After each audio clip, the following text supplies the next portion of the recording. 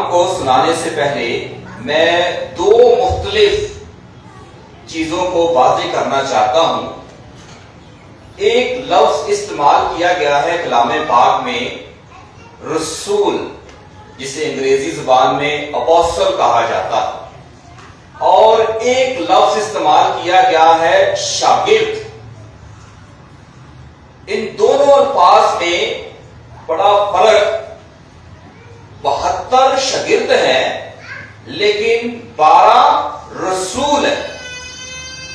72 شاگرد ہیں اور 12 رسول ہیں۔ دہرائیے میرے پیچھے کو کیا ہے؟ 72 شاگرد اور 12 رسول ہیں۔ میں اور آپ شاگردوں میں شمار کیے جاتے ہیں۔ شاگرد کا مطلب کیا ہے؟ پیروکار ہے، اپنے استاد کی بتائے ہوئے راستے پر چلتا ہے، استاد انہیں تعلیم دیتا ہے، استاد انہیں سکھاتا ہے، اور شاگرد ساری زندگی جب تک وہ شاگرد رہتا ہے سیکھتا ہی رہتا ہے۔ لیکن خداوند نے 12 شاگرد نہیں بلکہ 12 رسولوں کا انتخاب کیا۔ پہلے وہ شاگرد ہی تھے، یسوع سے تعلیم حاصل کرتے تھے، اور عام طور پر جب ہم خداوند یسوع المسیح کے آخری کھانے کا ذکر کرتے ہیں تو وہاں پر جب الفاظ ادا کرتے ہیں کہ ہمیں وہ والی تصویر چاہیے جس میں خداوند یسوع مسیح اپنے 12 شاگردوں کے ساتھ کھانا کھا رہا۔ جب وہ کھانا کھا رہا تھا تو اس وقت یسوع کے یہ جو 12 رسول ہیں یہ شاگرد ہی تھے، سیکھ رہے تھے کہ خداوند انہیں کیا سکھا رہا ہے۔ اور یہ رسول کب بنے، یہ اپوسٹل کب بنے؟ جب ہم مقدس متی کی انجیل اس کا 28واں باب اور اس کی 19ویں آیت میں پڑھتے ہیں، خداوند حکم دیتا ہے۔ کیا حکم دیتا ہے؟ کہ جاؤ، لفظ استعمال کرتا ہے کہ جاؤ سب قوموں کو شاگرد بناؤ اور انہیں باپ اور بیٹے اور روح القدس کے نام سے بپتسمہ دو۔ خداوند اپنے ان شاگردوں کو شاگردوں سے کے درجے سے بڑھا کر رسول کا درجہ دیتا۔ اب وہ ان 12 رسولوں کو کہتا ہے کہ جاؤ تم شاگرد بناؤ آگے سے، اور انہیں کیا کرو کہ انہیں باپ اور بیٹے اور روح القدس کے نام سے بپتسمہ دو۔ اور اسی لیے جب ہم جو وہاں پر یسوع مسیح جب انہیں یہ حکم دے رہا تھا اس وقت 11 شاگرد رسول تھے، جن میں مقدس پطرس ان کا سربراہ اور دوسرے شاگرد اور رسول ان کے ساتھ تھے، یہودا اسکریوتی نہیں تھا۔ تو خداوند ان کو جب بھیجتا ہے اور انہیں حکم دیتا ہے کہ جاؤ سب قوموں کو شاگرد بناؤ اور انہیں باپ اور بیٹے اور روح القدس کے نام سے بپتسمہ دو۔ لیکن آج جب ہم یہاں پر خدا کا کلام مقدس لوکا کے مطابق لکھی گئی انجیل میں سے پڑھتے ہیں تو یہاں بھی خداوند بھیجتا، مقدس متی کی انجیل اس کے 28ویں باب میں بھی بھیجتا ہے، لیکن آج کی اس انجیل میں بھی خداوند بھیجتا ہے، لیکن ان کے لیے رسولوں جیسا حکم نہیں ہے۔ ان کے لیے یہ الفاظ ہے اور لکھا ہے کہ خداوند نے انہیں 2 کر کے ہر شہر اور ہر گاؤں میں اپنے آگے بھیجا جہاں وہ خود جانے کو تھا۔ مقدس متی کی انجیل میں 28ویں باب میں خداوند اختیار دے دیتا ہے رسولوں کو کہ بس اب تم ہی سب کچھ کرو گے، تم ہی شاگرد بناؤ گے، تم ہی انہیں میرے نام کا پرچار کرو گے۔ میں دنیا کے آخر تک تمہارے ساتھ ہوں، لیکن یہاں پر لکھا ہے کہ جہاں وہ خود جانے کو تھا وہاں پر اس نے ان 72 شاگردوں کو بھیجا اور انہیں 2 کر کے بھیجا اور انہیں بھی اختیار بخشا۔ کیوں خداوند نے بھیجا؟ لکھا ہے خداوند ان سے کہتا ہے 72 لوگوں کو، وہ کہتا ہے کہ فصل تو بہت ہے پر مزدور تھوڑے، فصل تو بہت ہے لیکن مزدور تھوڑے ہیں، اس لیے فصل کے مالک کی منت کرو کہ وہ اپنی فصل کاٹنے کے لیے مزدور بھیج دے۔ جب یہ مزدوروں کا ذکر آپ سنتے ہیں، مزدور سے مطلب ہے کہ خداوند اپنے کلام کو پھیلانے کے لیے، اپنا کلام لوگوں تک پہنچانے کے لیے شاگرد مقرر کرتا ہے، پیروکار مقرر کرتا ہے، اور یہ کام وہ خود بھی کرتا ہے اور رسولوں کو بھی یہ اختیار بخشتا ہے۔ تو جب ہم اپنے ارد گرد دیکھتے ہیں تو ہمیں تو محسوس نہیں ہوتا کہ شاید مزدوروں کی کمی ہے، شاید مزدوروں کی کمی۔ بہت سارے ایسے لوگ ہیں جو اپنے آپ کو اس کام کے لیے پیش کیے ہوئے ہیں کہ وہ خدا کے کلام کی منادی کرتے، خداوند کا پرچار کرتے۔ یہاں پر کچھ شرائط ہے جو خداوند یسوع مسیح اپنے شاگردوں اور خدا کے خادموں کے لیے رکھتے، اور اس میں کیا لکھا ہے؟ خداوند اپنے شاگردوں کو جب بھیجتا ہے کہتا ہے کہ اپنی فصل کاٹنے کے لیے مزدور بھیج جاؤ، اور پھر وہ کہتا ہے دیکھو میں تمہیں جیسے بروں کو بھیڑیوں کے درمیان بھیجتا ہوں،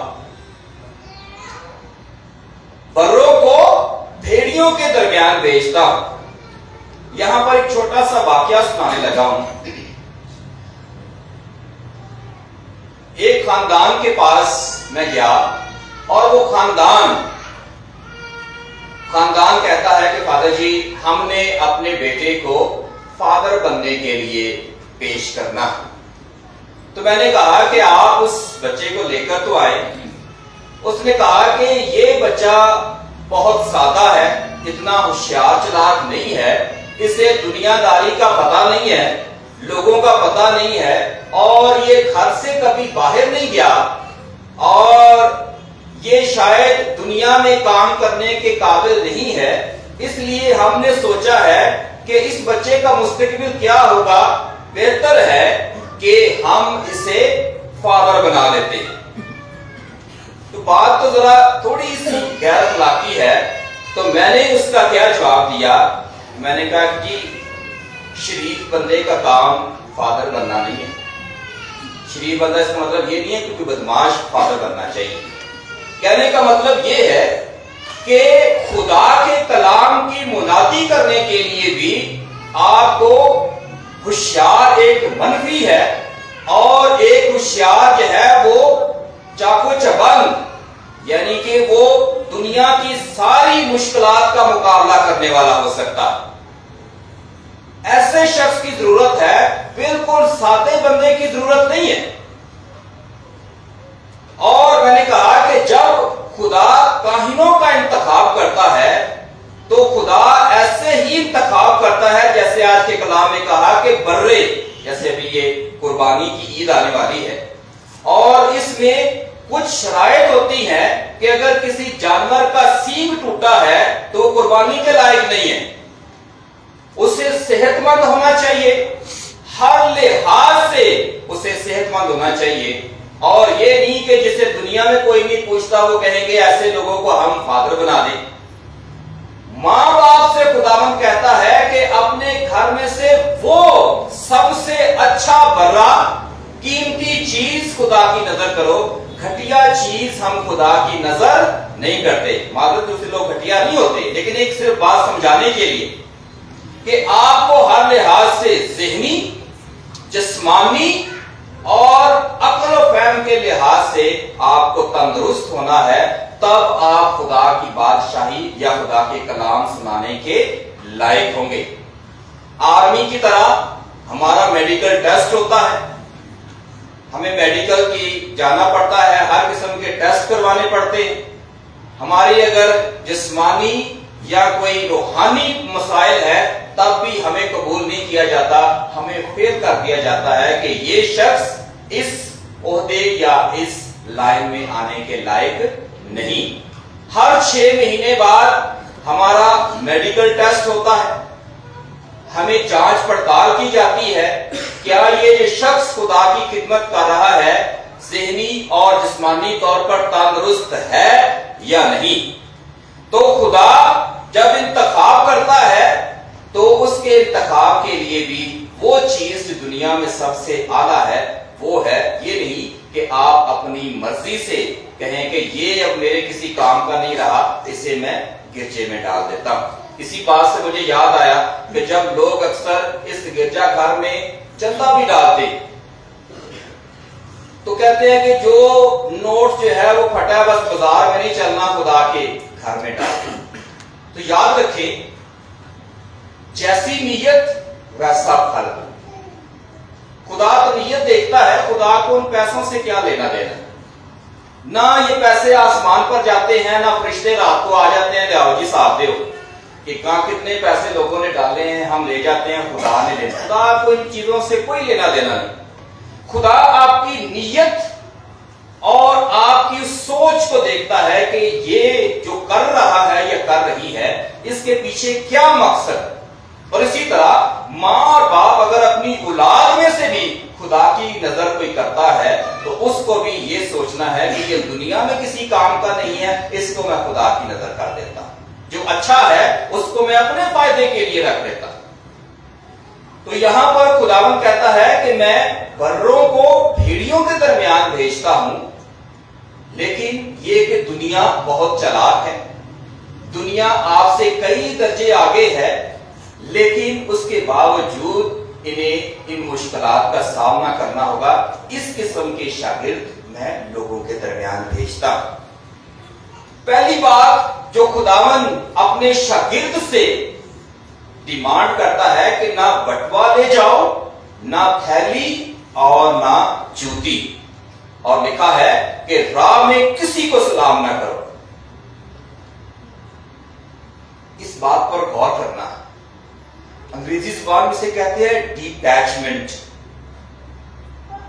دنیا کی خواہشوں سے اپنے آپ کو دور رکھنا۔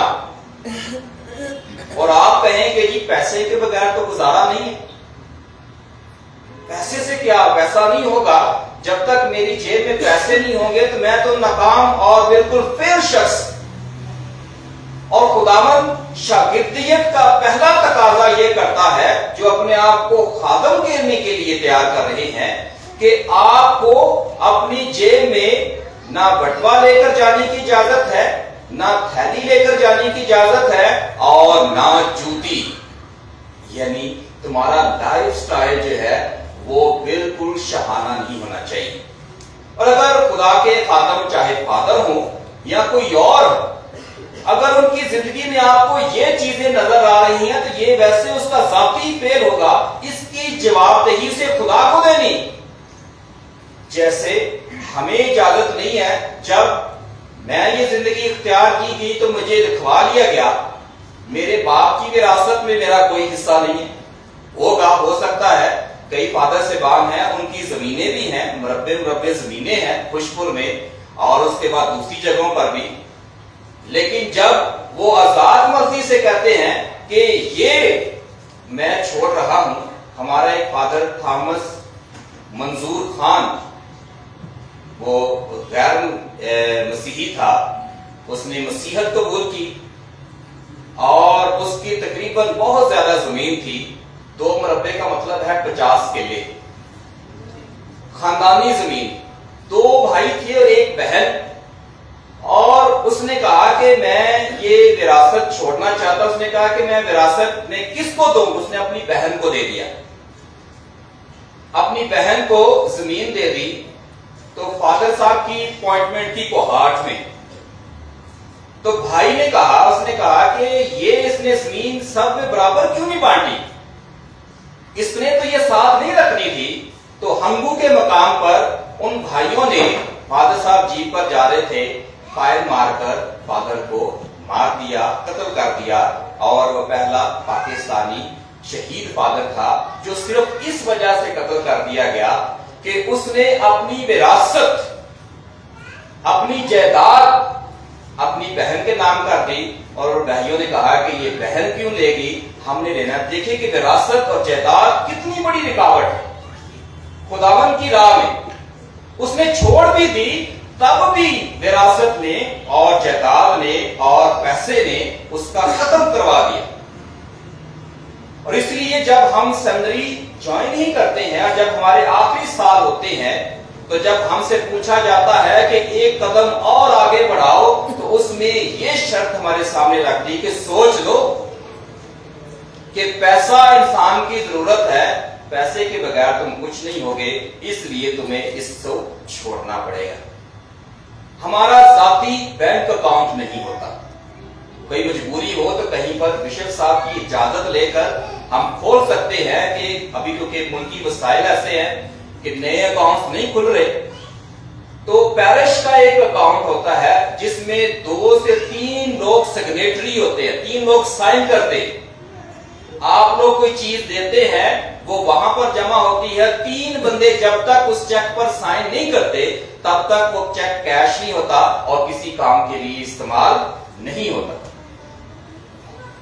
और इस वजह से, क्योंकि ये किसी का साथ, अगर खुदा न खास्ता किसी वजह से ये, क्योंकि एक माशरती मसला है, अभी गवर्नमेंट ने बहुत सारी पाबंदियां लगा दी हैं, आप इस किस्म के अकाउंट्स नहीं खोल सकते, तो अगर आप बिशप साहब खत लिखेंगे, बताएंगे कि ये वजह है, इस वजह से इस बंदे को मैं इजाजत दे रहा हूं कि ये अपना जाती अकाउंट जो है यहाँ खोल सकता है और इसका इस्तेमाल इन चीजों के लिए होगा, बड़ी जिम्मेदारी के साथ।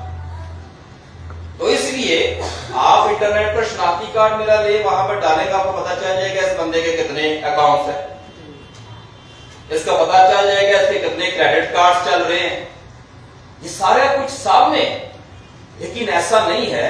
और अगर कोई काहिन ऐसा करता है तो वो शायद खुदा को, कलीसिया को और अपनी जात को भी वो धोखा दे रहा है, और इसकी जवाबदेही उसे खुदा को देनी है। क्योंकि अब कहें जी फादर जी ये बात कर रहे हैं, फलां बंदे के तो है, फलां बंदे ने तो ऐसा किया, अगर उसने ऐसा किया है तो ये गुनाहे कबीरा। मैं ये नहीं कह रहा कि उसने अच्छा किया, करते भी है, इंसान है, गलती भी हो सकती है, लेकिन खुदावन के इस चर्च में, इस कलीसिया में इस बंदे की जो अपने आप को खादम और काहिन बनाने के लिए तैयार करता है, उसको इस चीज से दूर रहना, से कहते हैं डिटैचमेंट। फिर आप देखें कि माशरे में लिबास की ही सबसे बड़ी कदर है। जूती पहनना, लिबास पहनना, लोग इससे लोगों की शख्सियत को जानते और देखते हैं। कोई कितना अच्छे कपड़े पहनता है तो पता चलता है कि वाकई इसकी कोई पर्सनैलिटी है, कोई शख्सियत। हालांकि आप किताबों में पढ़ते हैं, आजकल तो बहुत सारे स्टेटस आते हैं कि शख्सियत लिबास से नहीं किरदार से होती। और इसीलिए जब कभी आप लोग यहां पर आते हैं तो फादर साहिबान को और अपने खादमों को तो फिर तहफ़्फ़ुज़ भी देते हैं। और जैसे मैं अभी मेरी ऑर्डिनेशन एनिवर्सरी थी 29 तारीख को, मेरे घर वाले आए थे तो वो कपड़े कितने ले आए, तो मैंने कहा मेरे पास बहुत ज्यादा है। देखने वाला जब मैं पहनूंगा तो देख कहेगा फादर जी को दादा बड़े पैसे आ गए तो बंसवा ने कपड़े बांट रहे। तो बहन भाइयों ने दिए, रिश्तेदारों ने, आपने, कलीसिया ने, और ये जितने भी हम लिबास पहनते हैं ये मांगा हुआ, ये दिया हुआ, भिखारी को दिया जाता है, मांगने वाले को दिया जाता है। और इस वजह से मेरा अपना जाती इसमें कुछ नहीं कि मैं अपने पैसों से कहूंगी जी मैं वहां पर जाता हूं और शॉपिंग करके आता हूं, कपड़े खरीदता हूं। ये कितना मुश्किल है कि आप किसी से मांग कर या किसी के दिए हुए कपड़े जो है वो पहने। ये इस इतवार सिस्टर से बात आई थी, आप देखते हैं कि सफेद लिबास पहनती, लेकिन यहां पर हमारी बाजी जैसी ने उनके सर पर दुपट्टे रखे, ये उन्हीं का आइडिया था, सर को ढांपा और वो इतने खुश थे कि कलीसिया हमारे लिए ऐसा सोचती है, कपड़े तो मिल जाते हैं, वो पहने भी हैं उन्होंने, लेकिन आपने उन्हें ये तोहफा देकर ये जाहिर किया کہ آپ ان کی اس خدمت میں ان کے ساتھ ہیں، آپ ان کی حوصلہ افزائی کر رہے ہیں۔ وہ چھوٹی بچیاں ابھی سسٹرز بن رہی تھی اور وہ کہتے ہیں کہ فادر جی بہن بھائی بھی دیتے تھے، ماں باپ بھی گھر میں جب جاتے ہیں دیتے ہیں، یہ پہلی دفعہ ہی ہے کہ کسی نے ہمارے سر کو اس طرح ڈھانپا ہے اور ہمیں ایسا لگا کہ یہ احمدآباد کی کلیسیا ہماری کلیسیا ہے۔ تو یہ خوشی کا اظہار، اور دوپٹہ کیا خریدا نہیں جا سکتا، لیکن یہ ہے کہ یہ ایک اظہار ہے کہ خداوند کی خدمت کرنے والوں کو ہمیشہ کلیسیا کے سامنے ہاتھ پھیلانا اچھا لگتا ہے۔ میں نے اس گرجا گھر میں کئی دفعہ کہا کہ اگر فادر نے ہاتھ پھیلائے ہیں تو یہ سمجھیں کہ خوش بختی کی علامت ہے، ترقی کی علامت ہے، خوشحالی کی علامت ہے کہ اگر فادر کلیسیا کو کہتا ہے کہ دیکھو مجھے کچھ دو، اور اگر فادر ہاتھ ایسے کرتا ہے تو اس کا مطلب ہے کلیسیا میں ترقی نہیں ہے، لوگ بیکاری ہیں، لوگ یتیم ہیں، لوگ جو ہے وہ غریب ہیں اور انہیں کسی کی مدد کی درکار ہے۔ تو کلیسیا کے سامنے ہاتھ پھیلانا، ان سے مانگنا، یہ اس بات کی نشانی ہے کہ خداوند کے فضل سے لوگ اس قابل ہے کہ وہ اپنے کاہنوں، اپنے چرچ اور اپنی کلیسیا کی اپنی نیک کمائی سے مدد اور ان کے ساتھ دیتے۔ تو یہ وجہ ہے کہ خداوند ہمیں کہتا ہے ضرورت نہیں ہے تم لوگوں کو کپڑے خریدنے کی، ضرورت نہیں ہے تم لوگوں کو جیب میں بٹوے رکھنے کی، ضرورت نہیں ہے تم لوگوں کو دنیاوی چیزوں کی فکر کرنے کی۔ جب تم لوگوں میں جاؤ گے تو لوگ خود تمہاری یہ چھوٹی چھوٹی خواہشات جو انسانی ضرورت کے لیے ہوتی ہیں پوری کر دے گا۔ اس لیے وہ کہتا ہے کہ جس گھر میں جاؤ وہاں پر جو کچھ تمہیں پیش کیا جائے اس کو تم خوشی سے قبول کرو۔ آگے کی لائن ہے کہ خداوند کہتا ہے راہ میں کسی کو سلام نہ کرو۔ دیکھیے سلام اگر نہ ہم کسی کو کریں تو ماں باپ کی تربیت کو غلط کہا جاتا ہے۔ بچے اگر کسی بڑے کو سلام نہیں کرتے تو اس کا مطلب ہے کہ ماں باپ نے سکھایا نہیں۔ خداوند کو کہتا ہے دشمنوں سے بھی پیار کرو۔ اگر ایسا ماں باپ کرتے ہیں تو ماں باپ کی تربیت پر سوال اٹھتا ہے۔ اور یہاں پر خداوند کا حکم دیکھو کہ وہ جو خادم ہے ان سے کہتا ہے کہ اگر آپ کسی کام کے لیے نکلے ہو تو جہاں پر نکلے ہو وہی کام کرنا ہے، راستے میں اٹکنا نہیں ہے۔ کہ آپ کو کسی خاندان نے بلایا ہے اور آپ کہیں کہ میں چلو جا تو ادھر ہی رہا ہوں کہ 2-3 خاندان میں راستے میں بھگتا کے چلا جاتا ہوں، نہیں، جس نے بلایا ہے اس کے گھر ہی جانا ہے۔ فوکس وہ ہے، راستے میں کہیں نہیں رکنا، اپنا وقت اور اپنی توجہ کسی اور چیز پر نہیں دینی کہ راستے میں رک کر سلام دعا لینا شروع کر دیں کہ ان کا جنہوں نے آپ کو بلایا ہے ان کا کام تاخیر سے ہو، دیر سے شروع ہو۔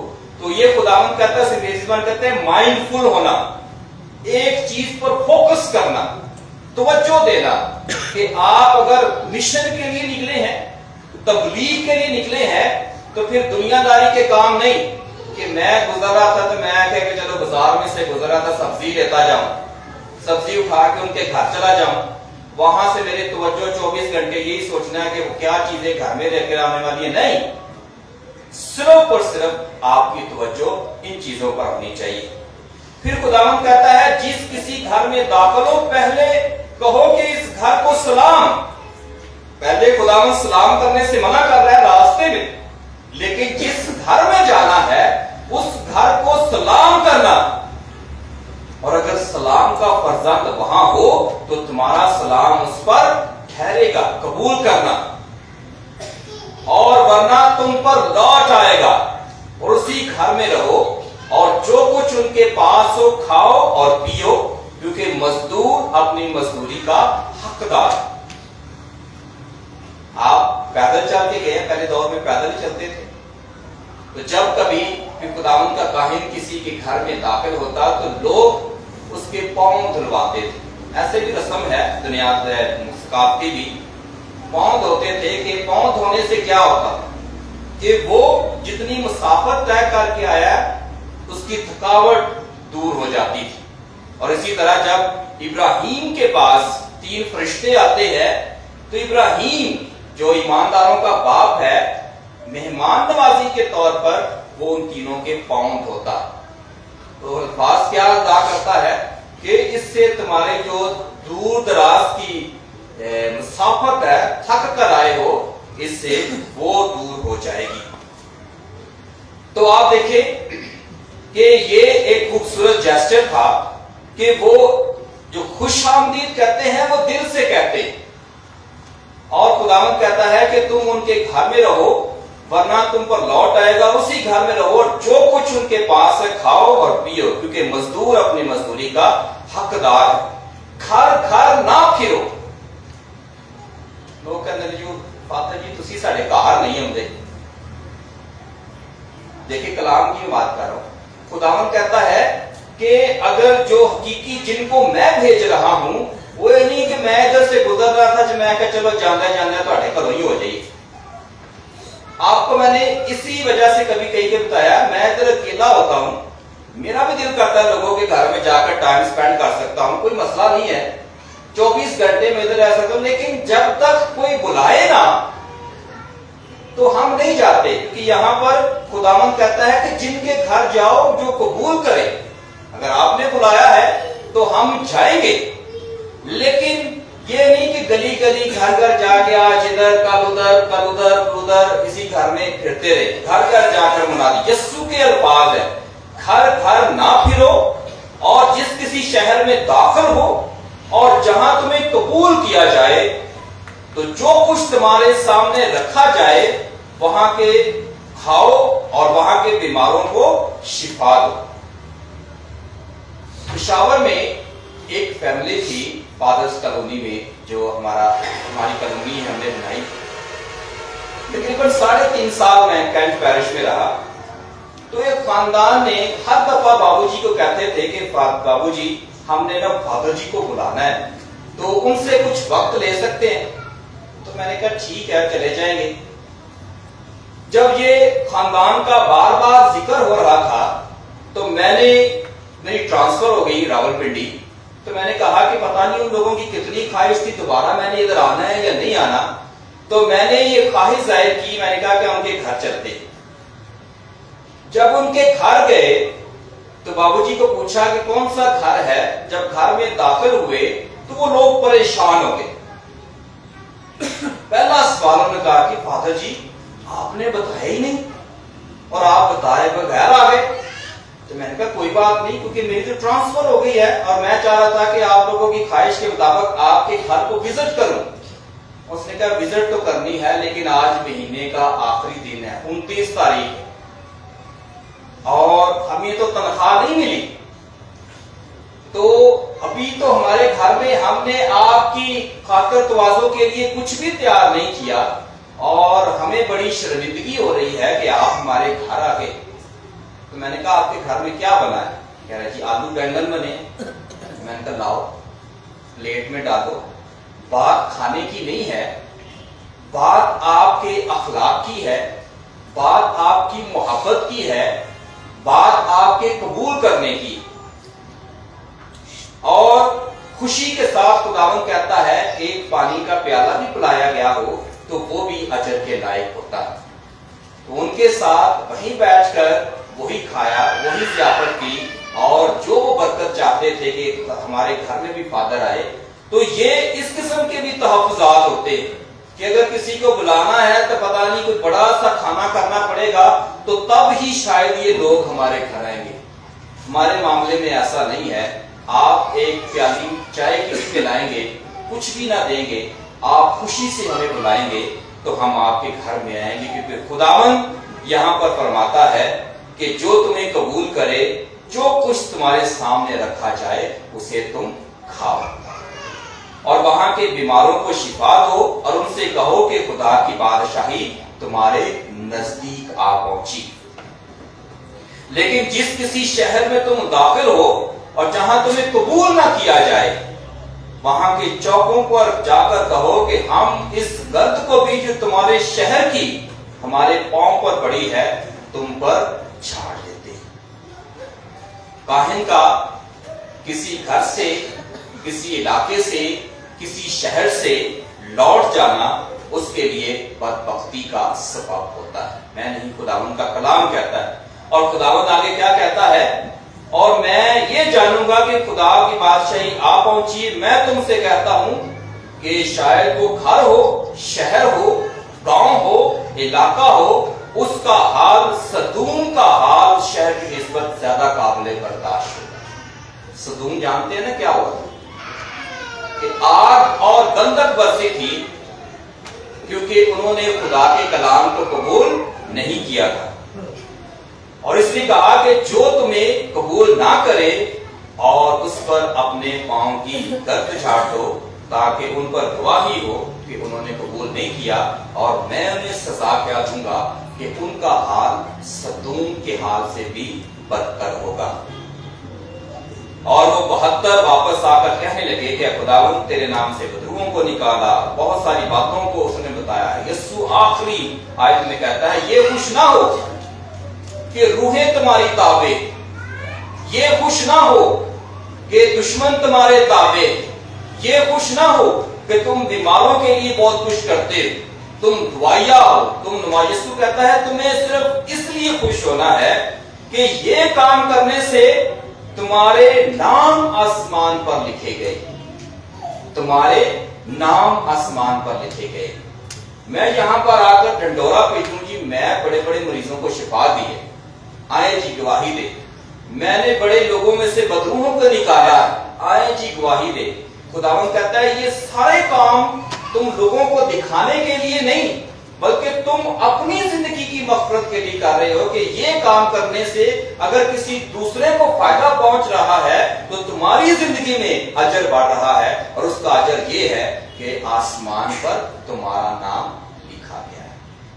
اس معاملے میں اور آپ ایک ہی لائن پر ہیں. آپ بھی خدا کی بادشاہی کے منتظر اور اس میں داخل ہونے کے خواہش مند ہیں اپنے اپنے طریقے سے.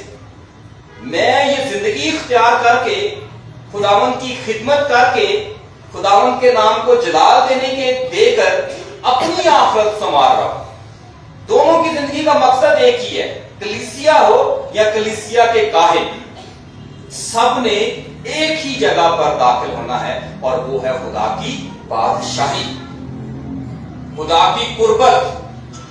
اور جب ہم خدا کی بادشاہی میں داخل ہوں گے تو خداوند ہمیں یہ احساس بخشے گا. تو آخر میں یہی بتانا چاہتا ہوں کہ دونوں کے یعنی کاہن ہو یا عام مومن, دونوں کے خدا کی بادشاہی میں داخل ہونے کی وجہ ایک ہی ہے, وہ ہے اس کے اعمال.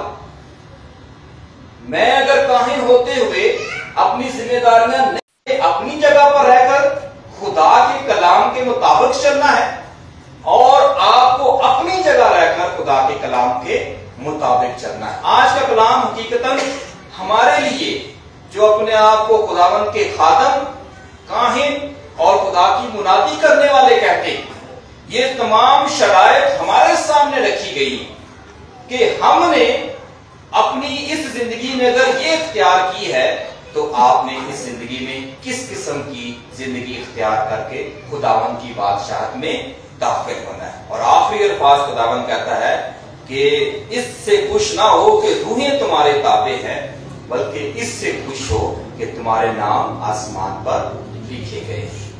تو میں تو اپنی خدمت کر رہا ہوں, آپ لوگوں کی خدمت کر رہا ہوں تاکہ میرا نام خدا کی بادشاہت میں لکھا جائے, اور آپ میری بات مان کر خدا کے کلام پر عمل کرتے ہیں, اور آپ اس بات کا ثبوت دے رہے ہیں کہ آپ کا نام خدا کی بادشاہت میں لکھا جائے.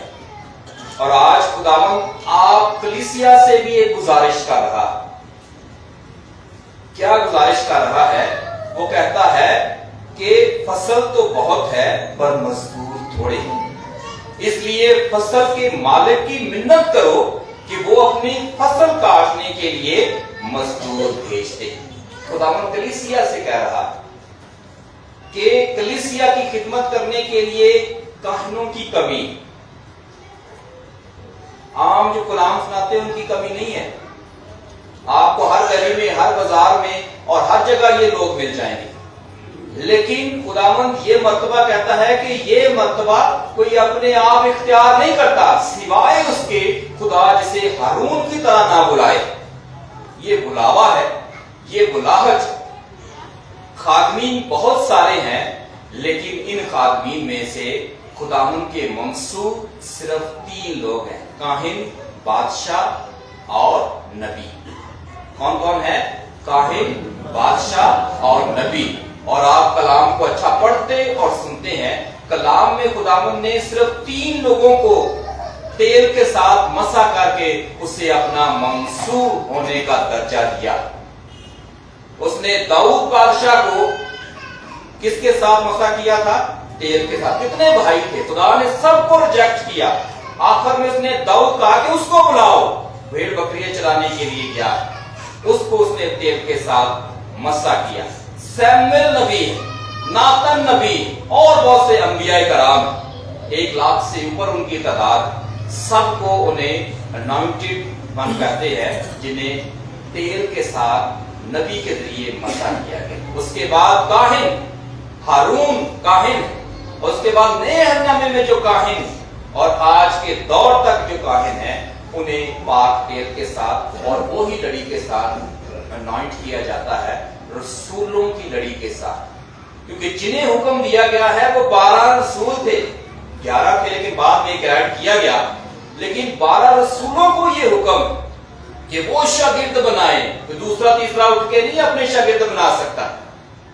اور ان 12 رسولوں کی ہی لڑیاں ہیں جو ہم ہیں، اور اگر میں یہاں پر کاہن ہوں تو 12 رسولوں میں سے ایک رسول کی برکت مجھ پر ہے، اور وہی برکت میں آپ لوگوں تک منتقل کرتا ہوں۔ یہ فرق ہے کہ خداوند کے کاہن اور منصوب ہونے میں اور عام خاتم ہونے میں۔